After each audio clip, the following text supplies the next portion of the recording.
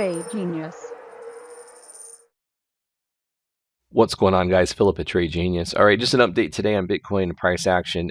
As we talked about yesterday in the webinar, we had the S&P 500 coming up and looking like it was going to roll over, and we sure had a nice red day today. And one thing to note, though, here is the price action on Bitcoin here after the market closed today. Bitcoin just went on a tear. We were actually short with a stop basically at our entry, and that got tagged, so flat position for us. But this move up is leading the move up here in the futures after hours. Now, one thing I will show you guys is that, obviously we've been still moving with the market, so it's not like it's breaking away the correlation yet, and futures are up overnight, so still directionally the same. It's just moved a lot more compared to the stock market futures. But I'll show you something back here interesting. And when the market was going down, you'll notice that Bitcoin ended up doing the same thing. So back here, Bitcoin, everything came down.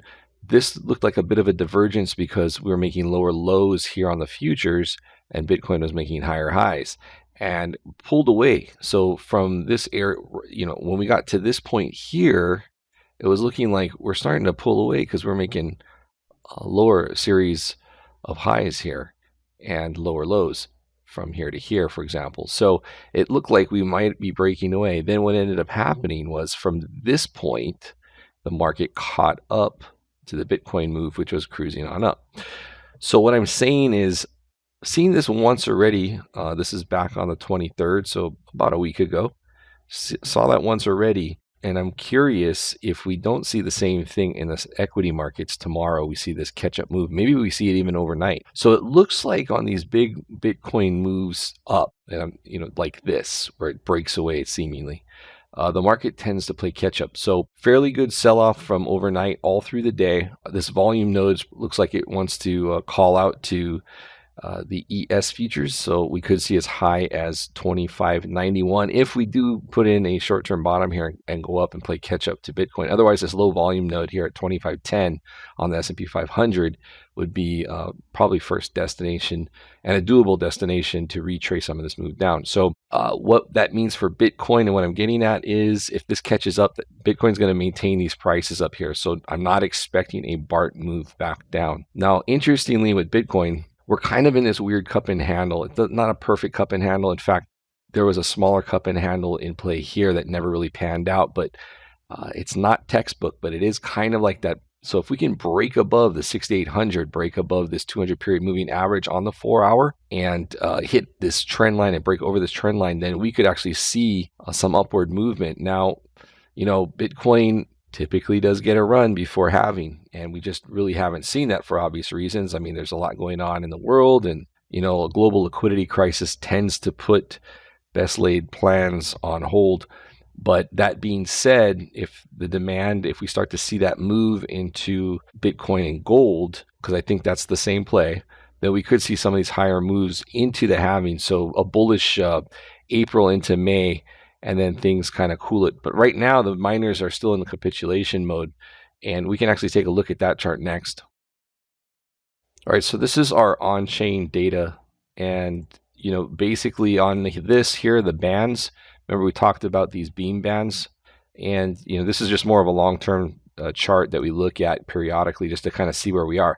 Obviously, buying off this band is your best return on investment for like long-term additions to your HODL stash. Not talking about the shorter term time frame swing trade stuff or leverage trading that can be done to build up the speculative pile that you're working on, but your long-term stashes, putting long-term money to work from these levels. And currently we're at 5,418. So anything below that long-term is a gift price-wise.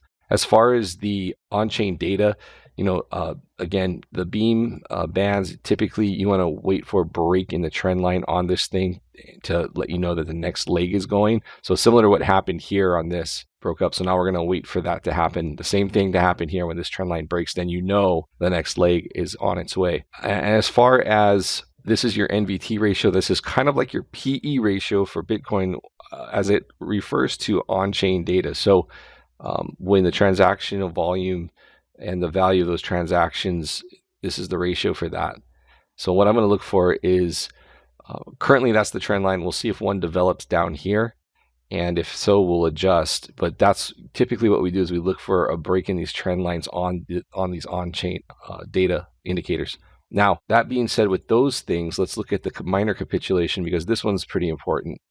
So looking at a weekly, and again, still going down. We're seeing difficulty drop. There was our difficulty drop, and our hash rate is starting to go down. So the thing with hash rate, it gyrates up and down, but you're really looking for that hash rate when it does typically break that trend line that it's in. That's basically a signal. So what I'm talking about is when you have a hashing trend line, you're looking on a weekly time scale, and there's your trend line. And notice it starts to break here on that, and then rolls over. Another way to draw that trend line, you could do it this way too. But in any case, it breaks that trend line, and it's confirming that the move is going on. So trying to gauge off of the hash rate dropping is a little tricky when it comes to this because of the gyrations in the hash rate. But that's when I typically look for when the hash rate breaks a trend, that it might be time to look at downside. Another way you can look at that too is if like you were running this trend here, again, it breaks a trend line. But this is hard to get a leading indicator edge on. It's just more of a confirming indicator. So if there's a divergence with this, like price is weak, but this is holding, then you can probably buy that dip. So just keep that in mind. You can also draw the trend line like this, but again, if you're looking for the break doesn't confirm until after the drop. So it's hard to look at that on a weekly basis for any kind of heads up on the move. It's more of a confirming indicator. Someone asked me about this before. So back to the capitulation. Now, if we look at on a daily, this is not getting any better. Daily is getting wider. So we want to wait for this dot to turn green over here. And when we do get that, then it'll be a sign that we can probably, at least look at the next leg up starting. But right now, unusual because miners are turning machines off and price is going on. Now, this will correct. So let's just say people start flocking. Let's just say there's a change in sentiment and people start flocking into Bitcoin and gold. The flight to safety play is enacted and the sentiment changes and we're going. People just don't think the equities are going to hold up with the economy being dead. So they're going to park money in gold and Bitcoin. That will be a self-fulfilling prophecy. Price goes up, this will turn these bands up, and then you will get a green light. So if you get a green light, things are going up. And it's unusual that would happen, but if that does happen, this gets a green light, you're probably going to see a nice run into halving, especially if the stock markets are not doing well and there is a break in the correlation. So that's one scenario. But again, every day you have to kind of look at the correlation and see what's going on. Right now, even today with this move up, still pretty correlated with the moves in the stock market. So we have to see a definite sentiment change in investors going to this, breaking away from the equity moves. So nothing's really changed. Looking for the relationship with the stock market currently. Stock market is under pressure. We had a pretty bearish day today from a level that we expected to see some rollover from the bounce up, the relief rally rollover. So the next 24 to 40 hours is going to be kind of critical for price action in the markets.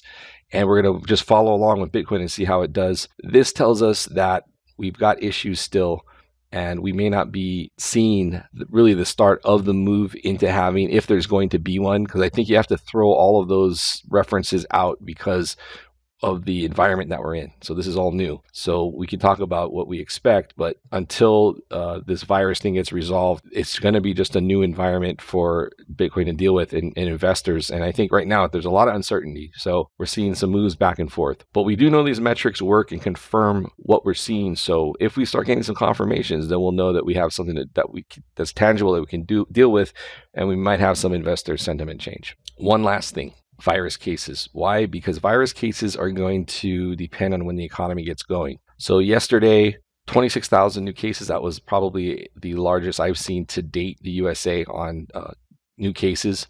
Over 1,000 new deaths. And that's only going to get worse, unfortunately. And I'm sorry for all those people that it's affecting right now, especially those in New York and other hotspots. But that's just the reality of our world right now. Italy and Spain continue to churn out high numbers of deaths. So it's a lot more deadly than the flu. I don't think that can be argued at this point. And it's pretty virulent. And so now genie's out of the bottle. I think containment is we got to try it. I don't think you can keep everybody locked down forever, but I think you have to do what you got to do at this time to keep the transmission down and flatten this thing out. Because right now we're going parabolic. This is all parabolic growth, and these numbers are going to grow. So the other thing we look for is, are we growing by a factor of 1? Because that's going to give us a sign that we are going to start to flatten. You'll notice new cases jumped up. That's not good. Growth factor, we're over 1. Okay, so we had a little dip under there, but now we're at 1, 1.2, 1.4. So that's why these numbers keep growing quite sizably on the graph, these daily numbers, especially in the US with the new cases. I mean, every day you're adding, before you were adding 1,000 cases, then it was 5,000, then 10,000, then 15,000 a day. And now 20,000, 25, 26,000 a day. And that's just it's going to get worse before it gets better. But hopefully this thing peaks out. This is going to be your indicator. Daily growth factor, we see that thing start to meander down under here. This area doesn't really count because things were just getting started. But now that we have a lot more data coming in, more testing happening, we got consistent numbers now. So when we see this start to trend down, we're probably looking at a flattening, and then we can talk about the economy getting going. But at that point, we need to see where we are technically with the markets, with Bitcoin. It's a very fluid situation. So we will continue to do that in these videos. All right, guys, that's it for this video. Please hit like and subscribe. It really helps out our channel. I will see you on the next one. Be safe out there. Take care, guys. Bye-bye.